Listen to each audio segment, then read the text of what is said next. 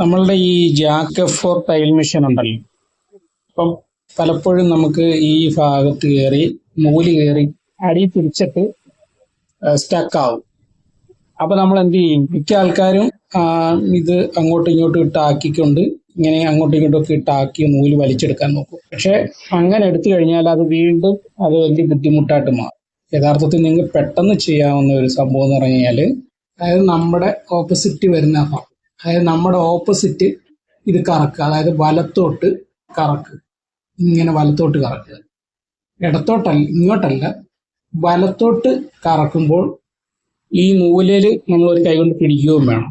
ഒരു കൈ കൊണ്ട് വലത് ഇവിടെ ഈ വീലയില് വലത് സൈഡിലോട്ട് പിടിക്കുക, അതായത് മുമ്പോട്ട് നമ്മൾ നിൽക്കുന്നതിന് നമ്മൾ ഇരിക്കുന്നതിന് എതിരായിട്ട് കറക്കിക്കൊണ്ട് ഈ സൈഡിൽ നൂലിങ്ങോട്ട് പിടിച്ചു കഴിഞ്ഞാൽ അത് പെട്ടെന്ന് ഈ പോരും. തിരിച്ച് നമ്മൾ സാധാരണ ഈ തയ്ക്കുന്ന രീതിയിലേക്ക് ബാക്കിലോട്ടാണ് കറക്കുന്നതെങ്കിൽ അത് വീണ്ടും കയറി കുരുങ്ങത്തേ ഉള്ളൂ. അപ്പം അതാണ് ഏറ്റവും വലിയൊരു വിഷയം അങ്ങനെ വരുന്നതിന്. അപ്പം നിങ്ങൾ അതൊന്ന് ടെസ്റ്റ് ചെയ്ത് നോക്കുക. ഇത് വീഡിയോ കണ്ടിട്ട് ചെക്ക് ചെയ്ത് നോക്കിയിട്ട് കമന്റ് ഇടുക. നിങ്ങൾക്ക് ഉപകാരപ്പെട്ടെങ്കിൽ വീഡിയോ ലൈക്ക് ചെയ്യുക.